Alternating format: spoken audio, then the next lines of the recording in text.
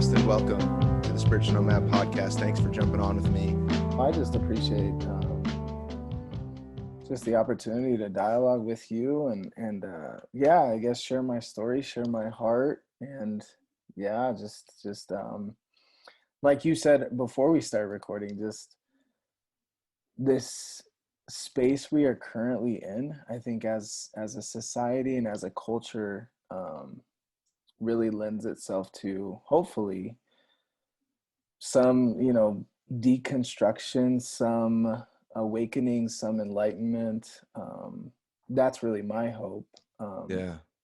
I know that that's been my story, and if people want to be on that journey, a lot of like my mentors, a lot of people, pastors in my life, they really use this kind of term of like, I want to invite you, right? Like I want to invite you on this journey. And I know it's been a journey for me. And so if people want to take that journey, I hope that they do. So I'll just start with that. Yeah, absolutely. And I know a lot of people that listen to this podcast, they are on a journey, and that's why I started it. I felt like I was spiritual nomad in many ways. And that seems to be the folks that jump along, but a lot of in my own tradition too, is folks who are rethinking their Christian understanding, what Jesus means, what the scriptures mean to them, what does an actual real life living faith look like. And excited to talk through a lot of that and get to know you a little bit more too. Man, So I'm excited. Yeah. That's what's fun about all of these that I've been doing is like I'm seeing people and meeting them for the first time, and I get to be really curious, which is my favorite thing to do. So I love that. Yeah, I'm man. curious and want to learn. I think that's really what it is, right? It's like this learning journey. And so Yeah, that humility of saying, I don't have it all, I don't know it all, and I just want to learn from others. So I love that curiosity, and I feel like I have that too. So let's do it together. Yeah, man. I love it. So tell me about your sort of original foundations of faith. Question I've been asking a lot of people, did you grow up around church, around, the Jesus narrative? What sort of home did you grow up in, and how did that create some sort of foundation for you? Yeah, I grew up Catholic. And it's really funny. I've come around to like this deep, profound, like some of my favorite theologians and people are all like Catholic priests, right? So just like the Henry Nouwens and the Richard Rohrs and Yes, so just good. all these people that I'm like, man, like I wish I would have found you when I was younger, right? But I grew up Catholic. My parents weren't as practicing growing up. Mm-hmm. My grandma and my grandfather, they were very practicing, very devout, and yet that didn't like really kind of get passed down to us. And so it was like this, pretty, you believe in God, but like what does that mean, right? And so I kind of grew up going to church, kind of the CEO thing, right? Christmas, Easter only, and very familiar with that term. and like From the other communion. side, being a pastor's kid, we always refer to the CEOs, Yeah, where like attendance doubles or triples, and you have to prepare for it. Helps the So annual anyways, stats though. for sure it does. Anyways. Especially if there's an altar call, that helps a lot too, right? Absolutely. So anyways, I grew up that, and then my sophomore year of high school, I started dating a girl, and she was a PK, and started going to a non-denominational evangelical church. He became like a second father. He became like a mentor. And then I had two youth pastors that really kind of walked alongside me. And while I don't like the terminology, just I think for your listeners, they will understand, like had this born again kind of experience at about 17. I really started to profess that Jesus was my Lord and Savior, and started to really walk in that evangelical, super like pious I don't drink, I don't cuss, Mm, I go to all these Bible studies, I go to youth group, I go to church, I get involved in campus ministry when I'm in college, like, we're abstinent, like all the whole nine, right? Like, and yeah. I lived that seriously from 17 until about 23, you Okay. know. So I'm 33 now, and um, yeah, I walked that path really heavily. So that's kind of how everything started. So I around got 23, what started to change around that season of your life? so that girl I had been dating for since I was 15. We got married going into our senior year of college, and we graduated college, came back home, we got jobs, and then she came to me one day and was like, "This isn't working." Mm, And we got divorced about like 6 months later, mm, and it was like this. It was just like this spiritual transformation where it went from like now I had the scarlet letter, right? Where mm, I think I was quietly judgmental of people, mm. specifically like in college. Like I said, it was like, no sex before marriage, not drinking, not doing all of these things, right? And so Right. I could judge people pretty easily and quickly. And then it's like, well, now you've got the scarlet letter. And Mm, now there's judgment on you. And now people are like, oh, you got divorced? Like, and I wanted to go to seminary, which I ended up doing, but I didn't get accepted to some seminaries because of that. wow. Like it was one of those where it was like now the tides have turned, but then there was also this like real deep, I think, intimate spiritual formation that was going on where um my faith kind of got put to a test in terms of the whole like dynamic of like, if God's real, like, are you going to show up, and will you help heal my heart, and will you help me overcome this? Because that was like the probably recognizing now how privileged I was, like that Mm, was the hardest thing by far I had gone through. So it was like this real God, can you rescue me kind of a thing. And through that, I think there was this clinging to the God I had known, and understanding that like God doesn't this I think this was the initial thinking of like God doesn't live in this box, mm, right? Because I prayed and prayed like, God save my marriage, God save my marriage, God save my marriage. And God didn't. mm. And it was like I thought I had done everything right, to like I think just in this conservative kind of Christian mindset, we have this perspective, and I say we because I live that, right? But we have this perspective that if you do A and B and C, like you have this blessed, perfect life. Right. And Right. that got blown up. And so I think it was the initial, um, once again, like God was just like, I don't live in this box that you've created. Yeah. So that was the first thing, I think. Yeah. I think secondly, like the first job I got out of college, so I graduated with a math degree. So I'll back up a little bit. While I was in college, I volunteered, and I was um, like helping tutor kids in the housing projects in Denver. And and I was taking like this sociology class that was really like blowing me up because it was talking about inequities we see in society. Mm, And then along with that, I had to do community service. And so it's like I was learning through like textbook reading, but then I was also learning through experience. yeah. And I was like, just like this veil was starting to like slowly come down of like, oh my gosh, like privilege and just even like subtle, even though I couldn't coin it at the time, like seeing like racism Mm, like right in front of me. And so from that experience, I was like, man, I really think I want to be like I want to work with inner city kids. yeah. And what's the best way to do that? And at the time, people were like, well, go be a teacher. And so I was pretty good at math, and I got my math degree, and then I got a job teaching math in an inner city school in Denver. Mm, It's a community called Park Hill, and it's a traditional blood gang neighborhood for Denver. And the school is like 95% kids of color, 95% free and reduced lunch.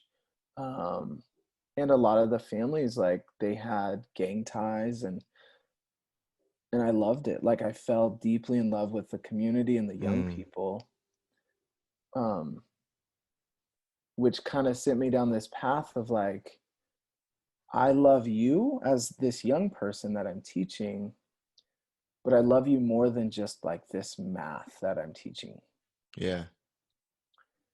So I was like really seeking out, like, are there ministries? Because I still like had my faith, and I was still growing in that. And I was like, are there ministries that are doing this work with this population, but like holistically, right? Like Yeah. mentorship or um, community activism or anything like that. And so I found a couple ministries. And like I said, I was in seminary at the time, and I was like I did some work at Liberty, which is super conservative, and then Hmm. did some work at Denver Seminary, which is also fairly conservative. Um, and so I found these ministries, and I started volunteering, and I started mentoring a young man that was at a long-term facility for young men in Colorado. Hmm. And still to this day, the biggest gang member I've ever worked with. And once again, I'm like, I fell in love with this young man. I'm like, gosh, like, Mm. and even to this day, so like I said, I'm 33. We met when I was 24. He's now 25. He's in prison, but he's as close to a non-blood relative I probably have, right? Like, Wow. he's just like, that's my little brother. We talk regularly. He's hoping to get out soon. We've already kind of made commitments that he can come live with us. Like, but that started this trajectory. Like this, it's just like this slow journey I've been on for like the last 10 years. I mean, you could say my whole life, but really like kind of this deconstruction. So what happened from there is I worked as a teacher. I was volunteering at that facility. I worked as a teacher for about 6 years. I did that school, that first school, and then I worked at an alternative school. Hmm. And then I jumped into like full-time ministry. I was a chaplain at that facility. Oh, wow. Yeah, and um,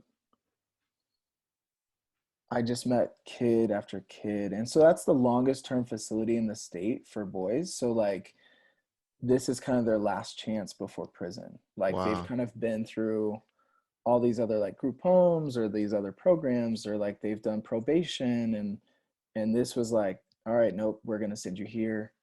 So you have like a lot of like pretty active gang members, a lot of like a lot of mental health, a lot of trauma. Yeah. Yeah. Can you talk a little bit about like your idea, like, so, 17-year-old born again, very somewhat maybe rigid would be an okay word to say about your faith, and then how through your experience, through seminary, through this path, and really feeling like, your heart breaking open for this, how did like your view, interaction, and experience with God morph and change? You spoke a little bit about like the box that you know God was put in, but and how it wasn't like that. But yeah, if you could just talk a little bit about like the evolution of how God is interacting with you through all of this and revelations that are coming to you. I'm super curious about that. Yeah, so I'm a chaplain, and I had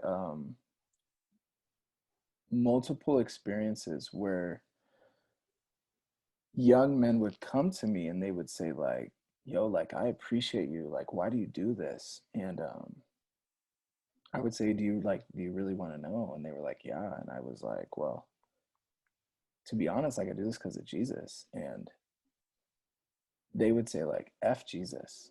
Hmm. Like, where was Jesus when my dad molested me? Mm. And where was Jesus like when my mom's like using drugs, or like when my mom gave me drugs and I'm like 10 years old, or Wow. like when my brother was killed. And it's like at first, once again, in my rigid, as you would say, like my rigid Christianity, I would give like these nice little packaged biblical, like Right? God's sovereignty and like God's still with you and all of these things. And then like I got to a point, I can remember it vividly. It was this young man, and we're sitting there and he said that very thing. He was like, well, where was Jesus when like I was abused in Russia? Because he was adopted. And then he's like, and then I get adopted and I come to America, and then that family abuses me, and then I get kicked out and I'm homeless, and like, where was Jesus? Whoa. And he had like pretty significant mental health, and I do believe with everything, like the trauma he experienced like triggered this mental health in him. And so in my evangelical mind, I started taking this rabbit trail, right? Of, okay, if this young man dies tomorrow, Mm. literally, where does he go in the afterlife? Yeah. And I was like, well, he hasn't professed faith, so he's gonna go to hell. And then it was like this light bulb that was like, and I want to believe it was the spirit, like that was like basically calling BS on that. Yeah. Like, no way. Like, Right. you think that God is going to send this young man to hell because of the things he experienced, that he can't get to a quote unquote saving faith? No way. Right. Yeah. And then it was like things started to unravel. Mm. Cause then I'm like, well, then how do I even read the Bible? Yeah. Like, Right? Yeah. That was a and similar journey for me. It was the afterlife sparked all of this stuff, you know? what do I do? Like, literally, like, part of my job is like, I want young people to come into a saving relationship with Jesus. Like, so what am I doing? Right. And it was like story after story. And then it was like, then it morphed into really blatant in my face seeing like systemic oppression, Mm. and being like, seeing young people who never were given a shot, Yeah. and then seeing how the system had literally set them up to like F them over. Yeah. And so seeing stuff where, you shared before we start recording, like where you make a phone call, well, or a young person calls me from a county jail, and then it's like, in order to access that message, I have to pay like $6, and that was for like 30 seconds. But then it's Right. like, when kids call me from prison, and it's like, you get on the call and it's like, hey, there's an initial like $10 charge on your card, and then it's like $1 every minute after. You're like, wait a minute, like this phone call is going to be like 30, $50 like when I'm done. And then you think about, Gosh. okay, like,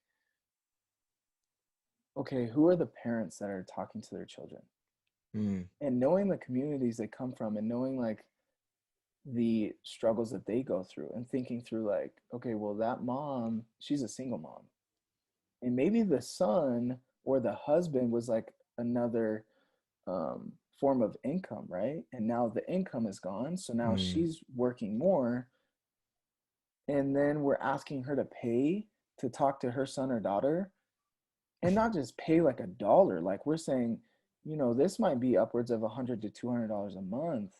Yeah. And like commissary, like, we've all seen shows of like the terrible food that they get, and that's reality. And so like, kind of the term that young people talk about is like money on my books. And that's like, can you give me money to like buy hygiene, like quality hygiene, or like decent food?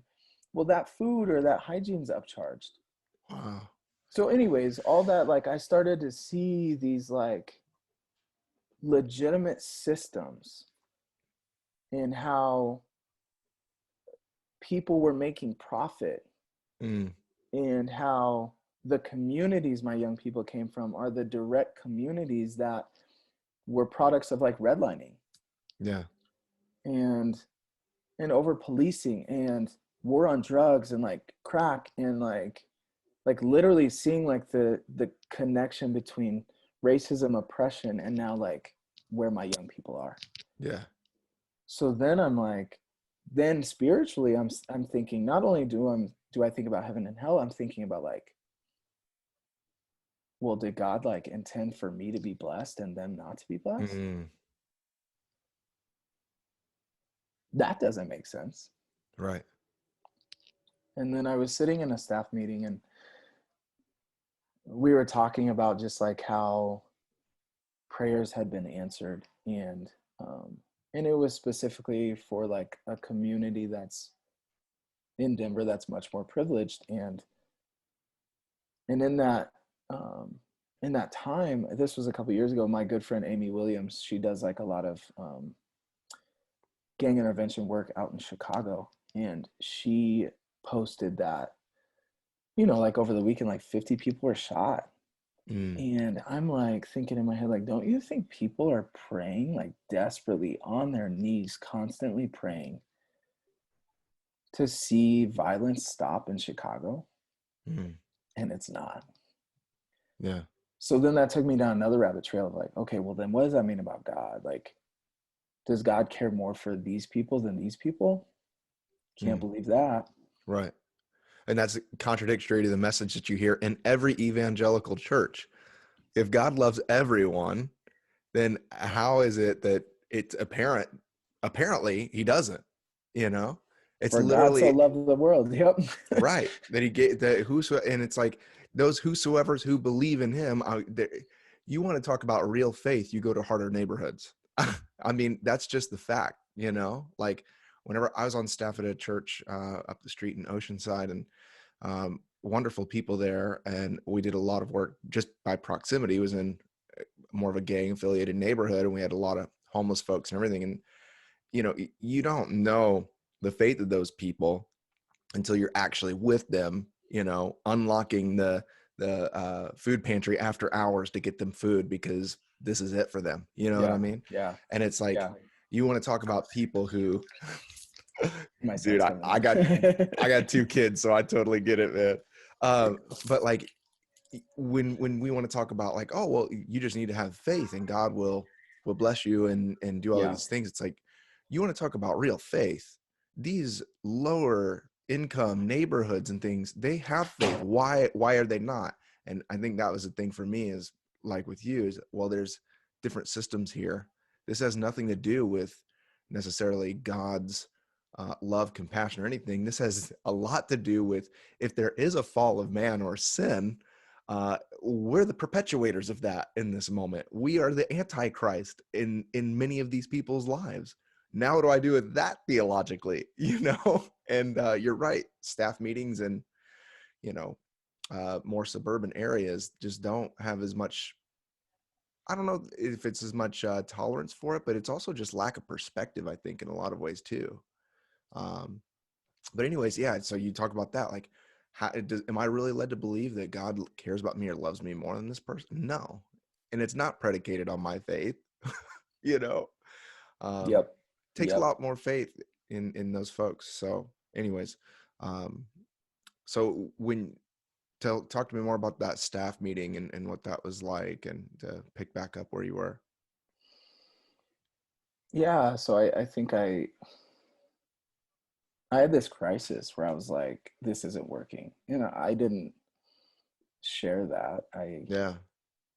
I really kept quite close to my vest, and it was, I've shared it now, but I just was like, either if I don't find people, I'm such a brainy guy. So I'm a 6 on the Enneagram. I'm a heady, math, analytical. So Five for me, wing maybe, huh? I'm a 5 winger. Yep. Yeah. So if I don't find people that can theologically help me understand this, and then find people that have been in the trenches that have Mm, kind of reconciled their faith, I will lose my faith.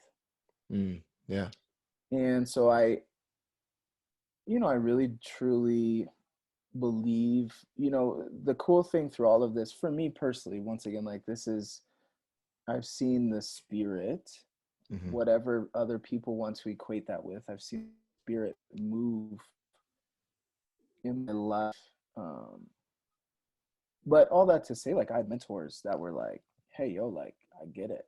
That Yeah. were in the trenches, that were like homeless ministries or, kind of third world country, like, and not like white savior missionary type, but like just deeply invested in like third Yeah. world, or like in similar circumstances in inner city communities. And it was like, my favorite people in the world named Ryan Taylor, mentor to me. And he would just start being like, hey, read this. Mm. And so it started, like I said, with like Henry Nouwen and some Richard Rohr and like Rob Bell. And Right. When did that come onto the scene? And was that, where on the timeline of your journey was that? Yeah, that's a good question. So like I said, so 23, I'm teaching, I get divorced, I'm starting to volunteer, in seminary, getting a very conservative background and understanding and just perpetuating that. And then probably, like I said, I would say about 27, right around there, 27, 28. Okay. Because I had been on staff and I was doing the chaplaincy stuff and started really overseeing like ministry to other like juvenile facilities. And that was right around like 27, 28. So yeah, I mean, between like 27 and 30, I'm just like consuming different people. Yeah. And so like I said, it was really around like the hard questions, but then also just like this perspective of God, like the Richard Rohr stuff. It's like, Yeah. even at the time, I couldn't even, there was some stuff like, I don't even get this. Like, what are Yeah. you talking about? Right? Yeah. Because you're just like, I Yeah. just am so far from where he is. And so like, Henry Nouwen kind of like helps with like even my spiritual formation and Totally, man. His stuff is so good. The Way of the Heart, such a good little book. all of his little books, like just, they just radically shaped me. And then it was like, I really started to like lean into kind of the Franciscan movement and be like, oh, so like this is what it's about, right? Like faith in action Yeah. and really being with the most marginalized Yeah. and So seeing your God through experience them. gave way to that, really, in Yes. a lot of ways. So Yes. like, Yes. this wasn't necessary, even though you are a heady guy, it wasn't necessarily like an armchair theological pursuit. It was like, you had your mind made up about things. You were met with stuff in real time, and almost in a way, maybe by divine providence or whatever, Yeah. was invited into a new way of understanding the nature of God and his connection to the world. Because something tells me that Rob Bell and Richard Rohr, prior to those experiences, wouldn't have set too nicely. I don't know, but you tell me how that would have been like without that experience. I mean, theologically, you'd be on different playing fields, right? Well, that's the thing is like, I remember vividly this is right when I like was dabbling, right? And a former youth pastor, uh he wrote on Facebook and he's like, I'm on a flight and guess who's on my flight? And he says dot dot dot Rob Bell. And the comments were Mm. like, I hope you can save him. I hope you can preach the gospel to him. And I was Uh, like, and then hearing more about Rob's story, like, at least from what I've heard, like him like going into like seclusion and like just really being so ostracized. And a lot of people reference kind of like the John Piper of like, farewell Rob Bell. yeah, And I'm like, and when I read Love Wins, now like this, I read Love Wins like maybe a couple years ago. yeah. I was like, man, this isn't even that bad. I Like, I had the same experience. I had the same experience. Whenever it came out, I jumped on the bandwagon. when Love Wins came out in 2011, I was in Orlando at the organization called Youth with a Mission, YWAM, very Pentecostally Mm-hmm, charismatic. mm-hmm, And everybody was just like, this book's wrong. And I just nodded along. Yes, this book's wrong. Never even cracked the thing open, you know? And then it was like years later, I was working some crappy job after a depression and complete vocation loss. And I mm-hmm. was like, I'm going to listen to Love Wins. And I listened to Love Wins in 2016. And I was like, why did I demonize this? And B, I've listened to way gnarlier stuff Wait. than this, man. Like, what was I even worried about? This is like PG-13, you Oh, know? for Like, sure. For sure. I'm like, man, Rob was pretty tamed. And like, you guys literally said this man was like the spawn of Satan. Like, I just which didn't. is evident of a lot of the conservative movement, just how reclused they are from potential ideas that surface. Because the reality is, Rob was simply asking questions that probably everybody else in these people's church have thought before are thinking, and are just bringing up a conversation. And the way that that was handled just made me think, like, you know, it was revealing a deep, ugly underbelly of like confirmation bias within the greater church. You know what I mean? Yep, for sure. So, He keeps showing me his candy. oh, At the that's door, sweet. love. Thank you. I get it, especially quarantine. I don't know what it's Oh my like in gosh, Denver, but yeah, here everybody's locked up again. So, for sure. yeah, I get it. Um, yeah, man. So with that time, the experience giving way to new sort of thoughts about God and that. Um, so you have kids now. What's been your experience like? Um, I don't know if you're married or you're not married, or just like are you still doing the chaplaincy stuff? Like, how has life sort of taken a new route based on the experience, based on theological sort of deconstruction, reconstruction? How do you view that, Mm, and how is that impacting your life right now? that's great. Yeah, so I started just like reading that stuff, and then I really wanted like a deeper theological framework, and so the one person I say that has had one of the biggest impacts is like Walter Brueggemann. Mm, So yeah, being Old Testament scholar and really around like power, empire, oppression. And then what he did for me was he gave me this lens through which to read the Bible. mm, Because there was a moment where, you know, I'm full-time ministry. I'm like leading staff and volunteers and talking to kids, and I'm like, I don't want to touch the Bible with a 10-foot pole. yeah, But all along, like my prayer was like, God, give me lens through which to see this. yeah, And I didn't know if it would ever come. I'd open it up and I'd read it and I'm like, gosh, like I I can't, you know? And then all of a yeah, sudden, once again, like I talk about the veil and it's like the veil was just like dropped. mm, And people like Walter Brueggemann and then I really started to dive into like liberation theology.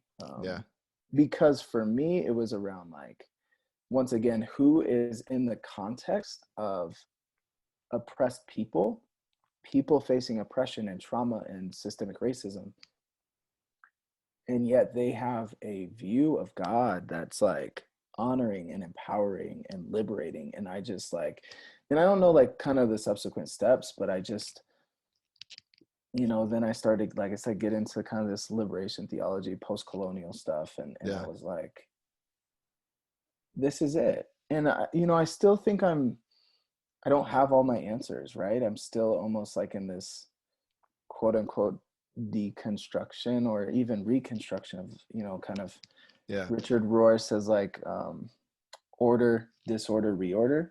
yeah. Maybe I'm still in this like reorder, which is, and I don't know if I'll ever be fully reordered, right? But Right. Cycles um, of those things happen throughout our yeah, life. for Yeah. sure, for sure. And I feel that because new questions pop up. And um, so anyways, I really, and then it was like I started to crack open the New Testament and the gospel specifically, and that started to jump off the page too, because I was like, how did I miss this? Mm. Like Luke 3, where John the Baptist comes in and he's like, brood of vipers. And he's like, repent, the kingdom is near. And then he starts baptizing. And he baptized like Roman soldiers, tax collectors, religious leaders, Yeah. all people in power at the Yeah. time. And then they say, like, what do we do? And the answers he gives them is like all practical economic stuff. Yeah. He doesn't say like, hey, I need you to like say these things and believe. Right. It's like, no, it's If you like have two literally tunics, you give you one. give one away. Yeah. Exactly. And so I was like, and then you get to Luke 4 and you're like, right? And then you get to like Nicodemus and Jesus is like, yo, you need to be born again. And then you get to like Zacchaeus and it's like, salvation has come now. And you're like, these are people in power that, and once again, this is around social economic stuff. And I'm like, I thought I was a biblical literalist, and I wasn't. Mm. And so it's like, because if I was literal, like Matthew 25, like, Yeah. and so I started to like, once again, like, I just think the lens through which I was able to read the text was like, Jesus is incredible for me. Jesus is literally journeying and loving and empowering and honoring the most marginalized people in his context. And then I think, you know, there's this love, but also calling out, like the love and truth piece where Jesus is like, hey, like I love all people, but what you're doing to marginalize and oppress people, like it's not okay. Mm-hmm. And then you see Jesus like get crucified by two empires because he's like, I'm not going to stand for it. Yeah. Yeah. So anyways, I got to this space where I'm like, I'm deeper in love with Jesus than I've ever been. I want to follow him closer. But like, there's this element of like, I just see Jesus and God as like, throughout the entire Bible being like, we're going to create a just, equitable, inclusive society. And Mm. that's what we are about. And it's gotten so tainted. And so I guess for me right now, it's like, you know, and I haven't even shared, but like I've had numerous friends come out Mm-hmm. and, you know, and that was probably like between, once again, 25 and 30 and having to wrestle with, okay, now where do I stand on this? Yeah. And, Yeah. you know, and at first, once again, it was like, I'll be honest with my own journey. It was like, okay, well, I don't know. And now it's like, what? Like, God is fully Mm. inclusive, so I'm fully inclusive. I'm affirming, you know, and so it's like you just start like walking this path because you're like, how can God not be? Mm-hmm. Um, and so really like I think even my wife and I, like we were sharing, yeah, so I'm married, one son, Uriah. My wife even like pulled somebody up on social media and she's like, I like what she's saying, and she's a Christian, and then she paused and we both looked at each other like, well, what kind of Christian, you know, Yeah. like, and then we started to read some more stuff and we're like, like we just came out of that, like, you know, not going back kind of a thing. And so, um, yeah, I think I don't, the whole evangelical stuff, like I can't, it's really hard for me. Yeah. Especially now in our context, my young people are the culmination of systemic racism, oppression, trauma, mental health, and everything I see in culture, it's like they continue to be demonized by, Mm-hmm. you know, kind of religious nationalism and it's specifically, you know, and I don't like to generalize a lot, but like by evangelical church. And so I just can't stand by with that, right? Mm-hmm. Um, and so my life is still deeply like rooted in my following of Jesus, my wife as well. But like I said, it's just this radical new vision of who God is, who Jesus is for us, who Jesus is for society, and what He's called us to. And Yeah. um, so, still like doing work with our young people and really asking those hard questions about like how do we remove systems and structures that oppress people because we believe biblically like that's our mandate.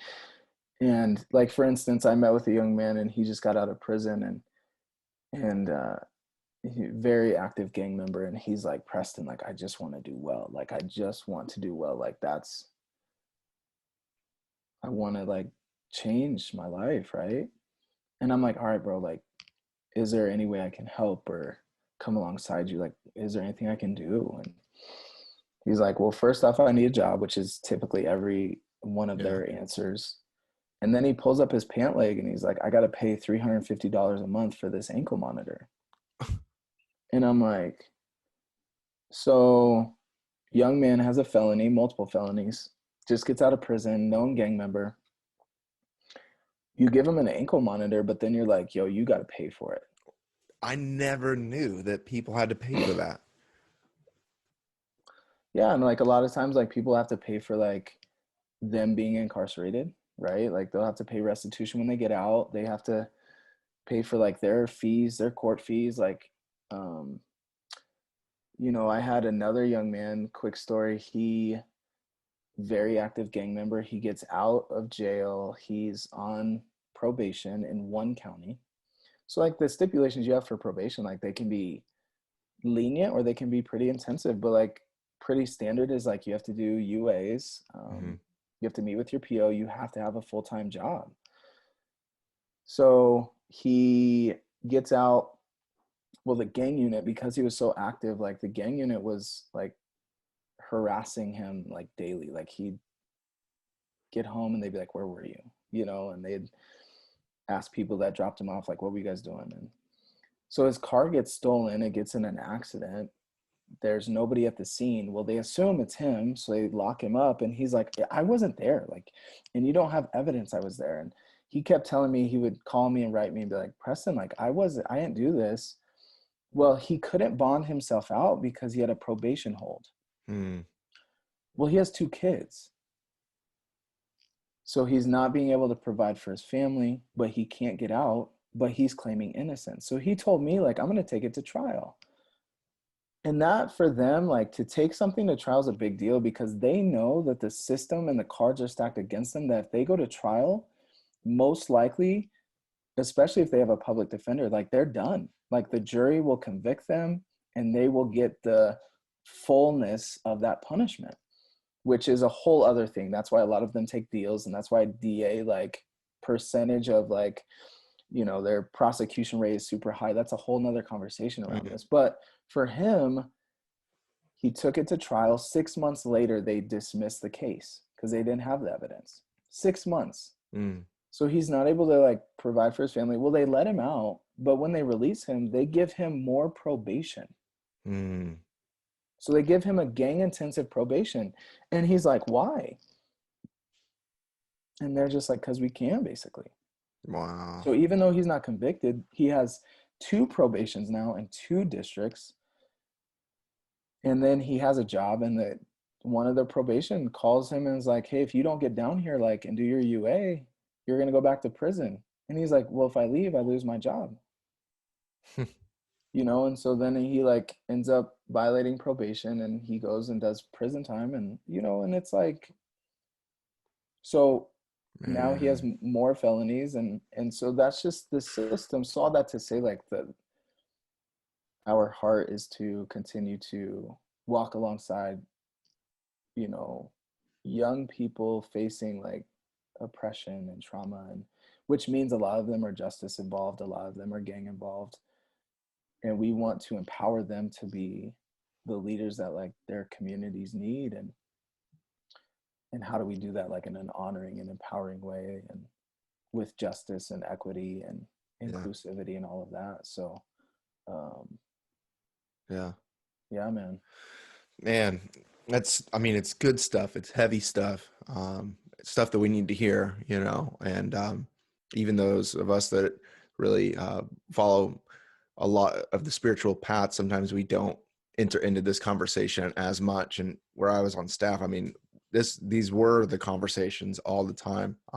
And so I think that luckily I have a little glimpse into some of these, but for people that are just hearing about some of this stuff, I think it's going to be majorly shocking to them. Even me being hearing about it, it's still, every time I hear it, I'm just like, wow, it's jaw dropping when you really look at some of the systems that are in place and how people are, anybody would just be like, what am I supposed to do? Like, really, what logical sense does this make for another human being to try to pull off, As we wrap up, I'm just curious, following some of this theme of like reconstruction, and you use the language of following Jesus. And for a lot of folks that are deconstructing or in that sort of space, that's like the last thing that they want to hear at certain times, because of the, for good and reason. I was the same way. I'm like, I don't want to hear one more person talk to me about, quote, following Jesus, but now I have a completely reframed paradigm about what that actually means. So I'm curious if, as we wrap up, if you can just talk a little bit maybe to the folks who are beginning to soften to the idea of what that means to follow in the pattern and the way of Jesus, as he references himself as this is the way, right? So what that looked like for you, like you said, I wouldn't touch the Bible with a 10-foot pole for a while. And, something tells me that probably Jesus was in the mix of that and using that language too, what was that like, entering back into that place, maybe being okay with some of that, and that other people might be able to see it from your example with it? Yeah, I mean, I think I want to say like I said, I think I've been as critical of Christianity, especially like American white Christianity, like colonialism, slavery, um, Jim Crow, redlining, like all of these, war on drugs, a lot of these initiatives like were really heavily backed by the Christian church, Christian clergy, Mm-hmm. um, white men that said they were pastors and reverends, and like that's the most distorted version of like Christianity and like who Jesus is. And even like this image of like this white Jesus, like really, you know Right. and so I think all that to say, like I've been very critical. And so I think one, giving people like, give yourself permission, like you don't, Mm-hmm. maybe you don't come back to following Jesus. The reason why I use that term is because so much of my experience around like evangelicalism is like believing, right? We call people believers, Right. which what I think that does is that says, as long as I have my personal relationship, once again, like individualism versus communal, and that comes back to like all of this like contextual like liberation stuff that I've been talking about, but like it gives people almost an excuse to say like, well, I believe the right things, so I'm good, right? So as long as like I repent of my own personal sins and I'm good, instead of saying like this is a systemic sin problem, this is a communal sin thing. Um and so I think like the reason why I call myself a follower is, like I said, when I read the gospels, I see Jesus doing like these radical things, and I also see who Jesus spent time with and who Mm. he also called out, and then who killed him. And I'm like, man, I'll follow that path. Mm. Yeah. Yeah. Right? Like if we were to put it in context to today, I'm like, Jesus would be with my young people and he would be calling out the system, and I'll follow that. So anyways, I think that's why I call myself a follower. Yeah. But I get the spiritual religious church baggage that comes with that. Mm-hmm. So I think giving permission of like, you might not get where Preston is, and that's okay.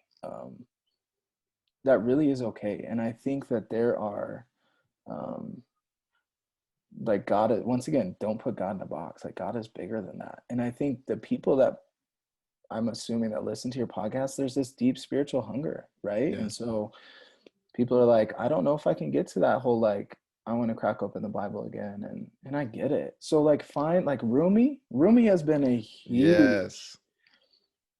I talked to just a good friend, I'll kind of name drop, but his name's Chris Rock. He runs an organization called Street Psalms out of Tacoma, and he told me a story a couple of days ago about there was this priest that had kind of like almost walked away from his faith, and he was like, I had to open up Rumi because Rumi helped me pray again.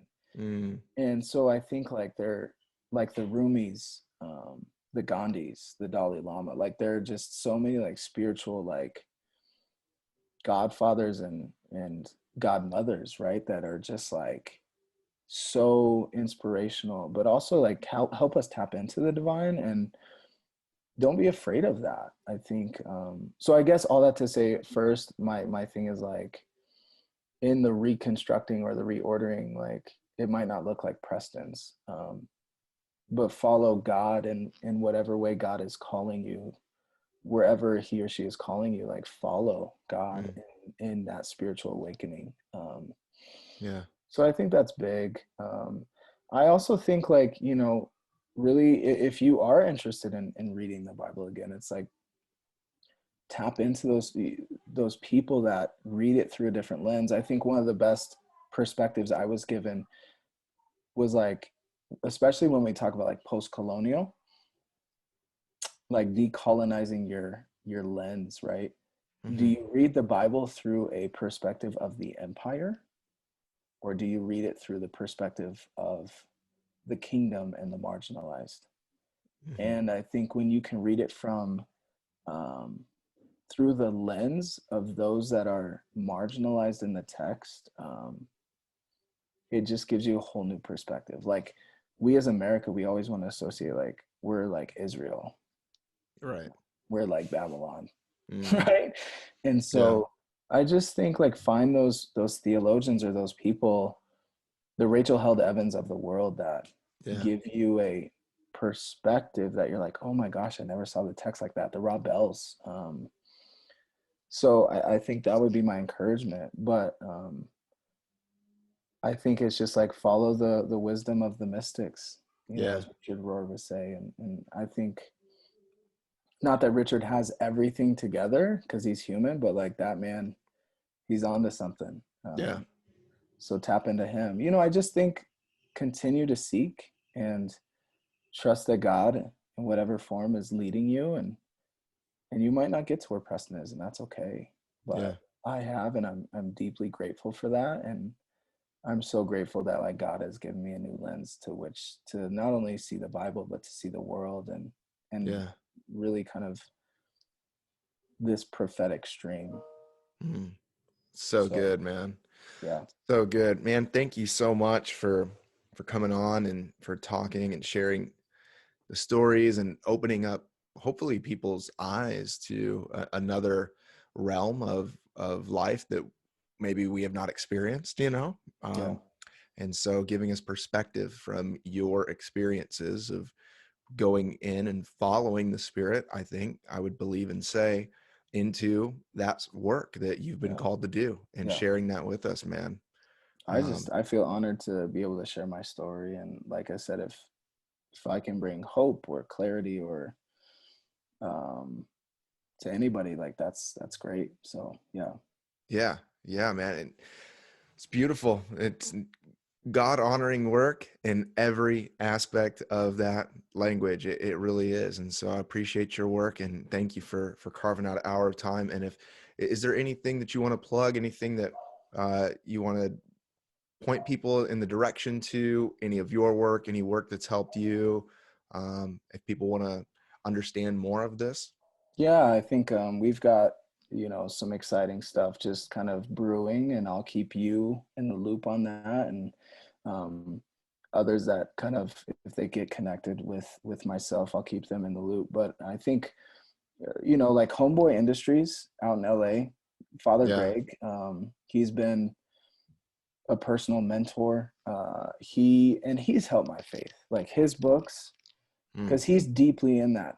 Like there's no other man or woman in the world, I think, that's as involved in this work, and he has a lens through which he has his Christian faith, and so I think he's a huge person that I've leaned on.